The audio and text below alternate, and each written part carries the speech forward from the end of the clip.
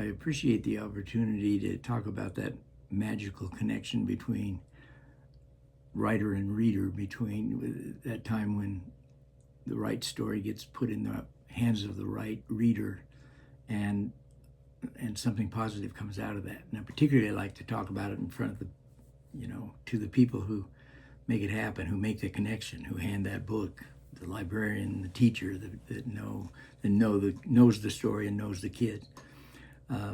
My story goes back about 20 years. It's the one that stands out above all others, and there are a lot. But I was doing a book tour for my ill-advised autobiography titled King of the Mild Frontier, and I was up in the upper Midwest. I think I started in Eau Claire, Wisconsin, and I had about 10 stops, and I was going to finish up at Anderson's Bookshop in Naperville, Illinois, which is a place just outside of Chicago. And I had a real good relationship with Anderson's. I'd done a lot of presentations there. I knew Becky, who was the proprietor. And the night before I was supposed to give the presentation, I opened up my email, and I had an email from Becky, and was marked urgent. So of course I opened it, and basically she said, "I'm just giving you a heads up. There's a group tomorrow that are going to be here for your presentation. They're from Naperville High School. It's the debate club, and the story is that one of their members, a young guy named Zach Clifton, had qualified for the state debate tournament with oral interpretation, and he's used a section from your book Whale Talk as for his presentation. And he had, I guess, done a real bang-up job with it. He had had some professional work done with it, and it was I guess a pretty polished presentation that he was going to give. And the night before he was supposed to go to the tournament, he was doing kind of a dress rehearsal. I think they were over at the debate coach's house, and the other debate kids were there. And he went through it a few times and got finished. And it was fairly late, and he was driving home. And just luck of the draw, an oncoming driver on a 2-lane highway fell asleep, I guess, and crossed the center line, and there was a head-on collision, and Zach was killed. And the kids wanted to come to this presentation to give me the written version of what it was that Zach was going to present.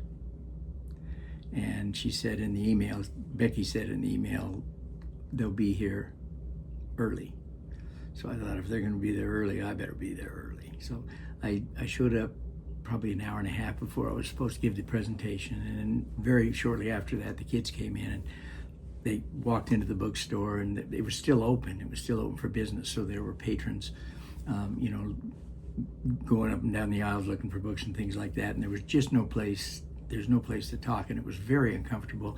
You could feel the sense of loss and all of that. The kids it was real quiet.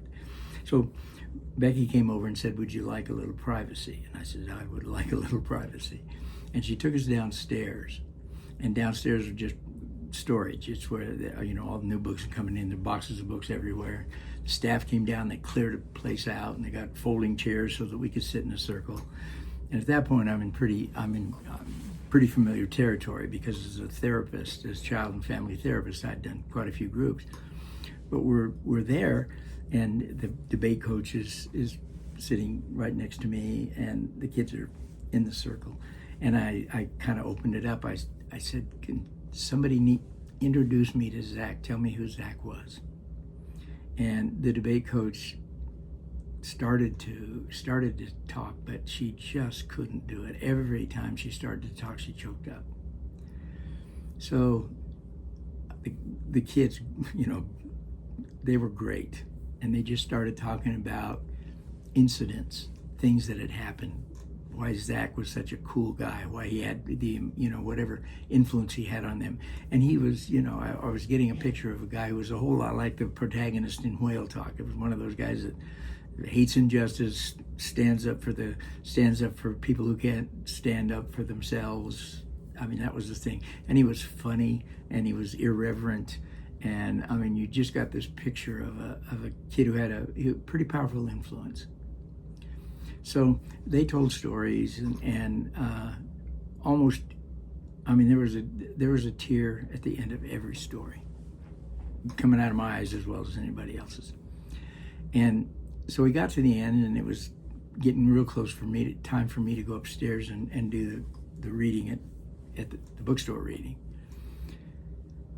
And so, kind of to wrap it up, I said, you know, this shouldn't happen to anybody. This is one of those things that just shouldn't happen, but it does. It just does. And I said, what we are left with, if we want to keep Zach alive, if you want to keep Zach alive, you can keep him alive by the acts you commit in his name. I mean, look at you guys. There's a whole bunch of people here that are going to go out in the world and do amazing things. And when you do those amazing things, when you're doing that thing that is exactly what you wanted to be doing, say Zach's name. And I said, I'll make you a deal. You do that, make the promise, and I'll dedicate my next book to him. So that as long as that book stays in print, Zach's name will be out there.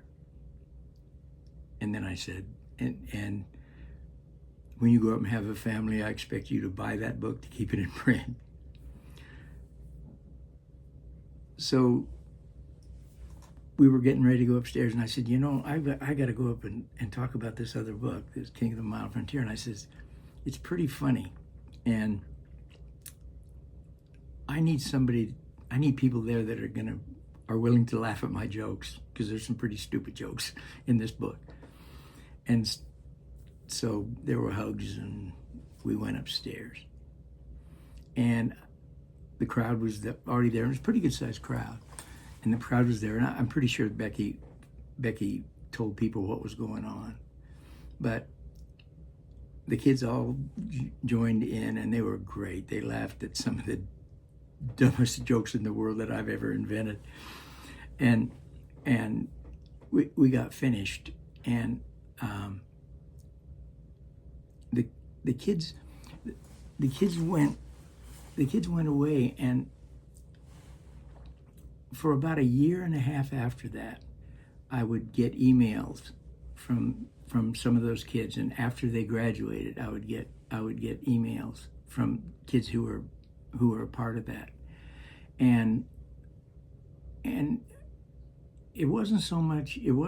I mean, they weren't talking about the story when we had contact, but they were talking about just the whole connection.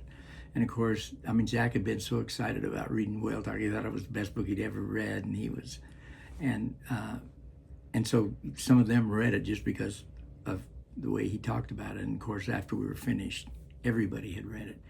And it was just, I mean, for me, it was one of those, the appreciation that I had for that was so huge. And part of that was because I know who gives those kids those books. I mean, teenagers don't go out and buy books. Teachers buy books. School districts, I mean, librarians buy books. They put the books, they see the kid that needs to read that story. You see the kids that need to read that story, and it happens. And I did get the opportunity 1 year later. I was told that Zach was actually buried with the book, which I will never forget. And I had a chance to, I got The Sledding Hill written and dedicated it to Zach, and had a chance to, at a get-together, kind of a memorial the next year in Naperville, a chance to hand that book to his parents. So that's my story, and I'm sticking to it.